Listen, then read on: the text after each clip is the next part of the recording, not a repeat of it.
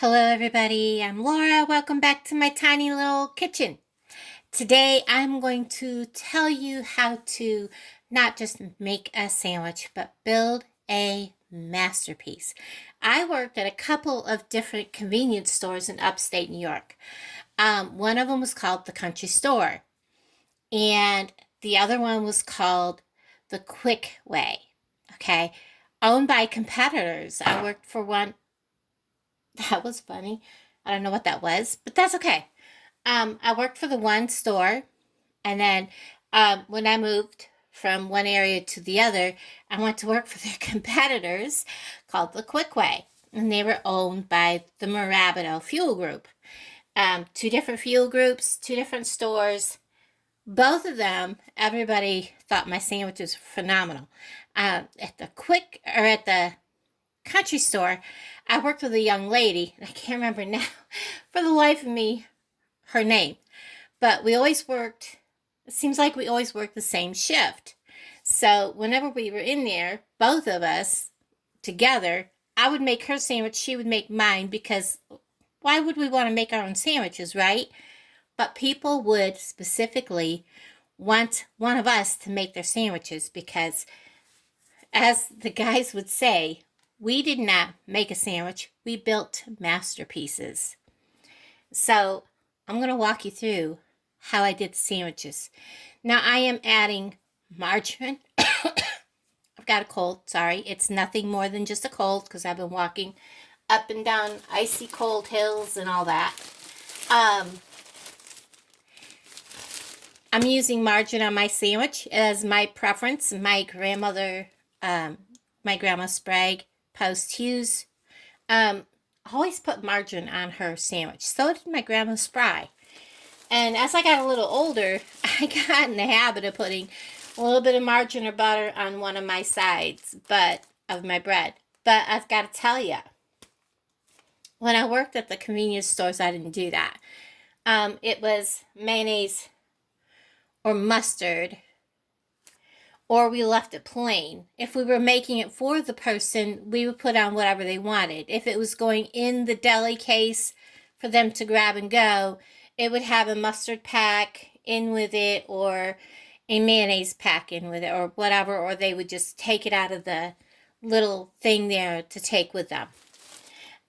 We're having rye bread. That's what we're using. I'm also using shredded lettuce. I have to use lettuce sparingly. And I've been craving tomatoes. I myself normally don't eat tomatoes a whole lot, but I am craving tomatoes. I'm using a smaller tomato. I'm going to show you how to cut up these smaller tomatoes to put them on a sandwich, some onion. And today we're making pastrami on rye. And I've gotten out my Swiss cheese. Now I'm going to have to divide this up after I make my sandwich and get this frozen into smaller packages because that's a really big package of Swiss cheese. So I'm going to start very simply by setting all this out of my way. I want to get my bread prepared first. And a lot of people are like, why does your sandwiches taste so much better? You know, it's just a sandwich. I don't know. I couldn't tell you. Let me tip you up a little bit. Get this back. I always open my bread so that when you put your sandwiches together, it matches. I don't know. It's just me. And like I said, my one side, and you don't have to do that. You can put whatever you want on your sandwich. And I like to use a soft rye, but I couldn't find any, so this was the closest I could come to it. I am putting that on it. I'm not putting mayonnaise on my sandwich today. It is just going to be butter, and my mustard of choice is the horseradish mustard. I like a hot sandwich.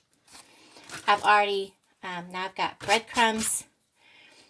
How I do my tomato is I slice these this way. These are a nice meaty tomato. So by slicing them this way, I can get a nice thin angular cut.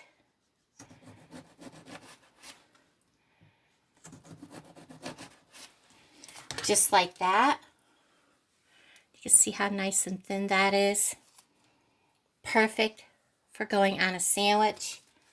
And I'm going to get one more because I want it to cover my sandwich. And I think I'm lacking something in what I need to eat. So there we go. There's my tomato. I'm going to set him over here. And we'll take my tomato slices I'm going to use. Set that there. I also have my onion.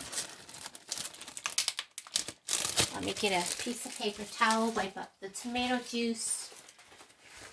Just because.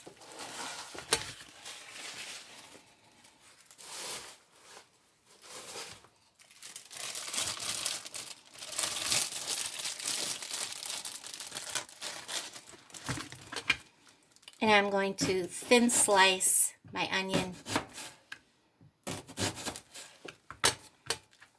Just like that.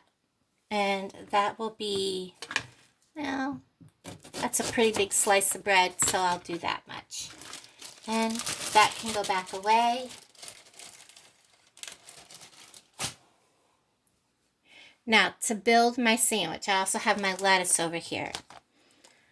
I don't know what I do that everybody likes so much about my sandwich.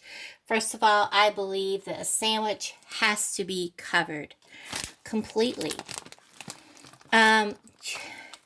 If you're leaving empty spaces, then your sandwich is not going to be tasty. You don't want leftover bread, or you don't want your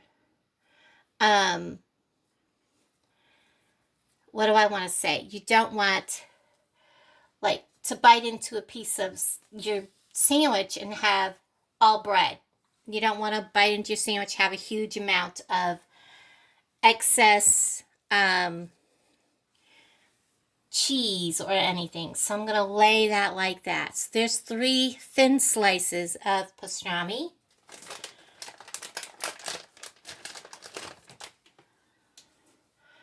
I'm going to put 1 full slice of this, and then I'm going to grab myself, not a full slice, but just enough to come to the edge of my bread. So about that much, and that covers that. And then I'm going to continue by, let's add just a bit of my, and yes, I wipe off everything. We're going to add a little bit of lettuce.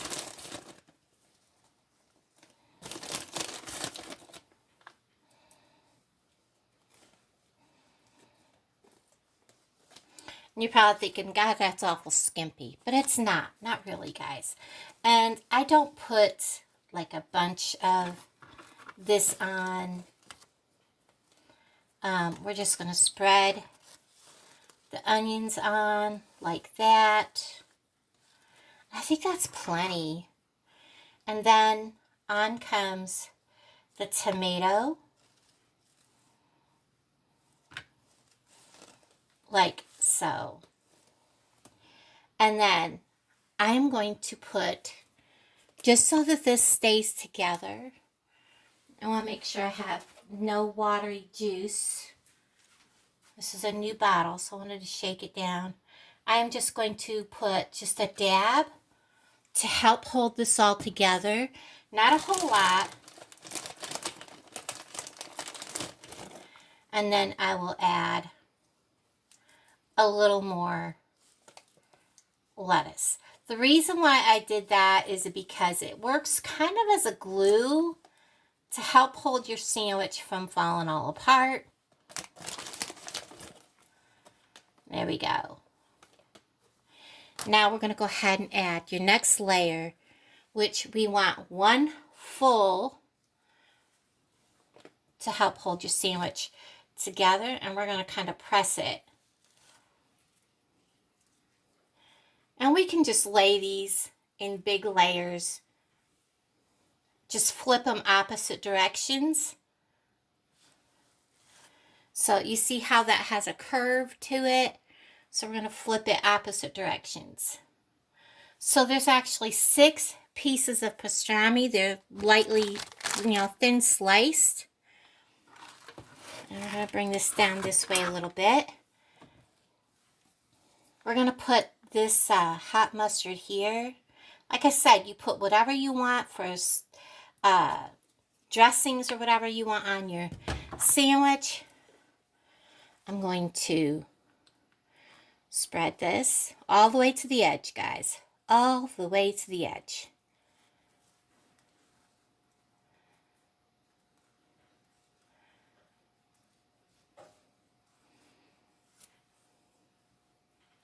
Get that all nice and covered.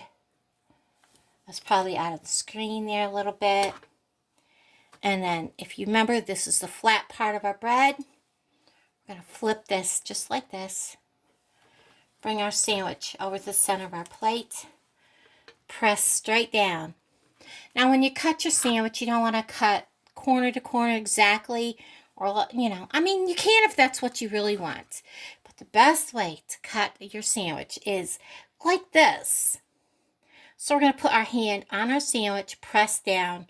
Have your knife where you want to start cutting, right about there. And you're going to press in with your knife.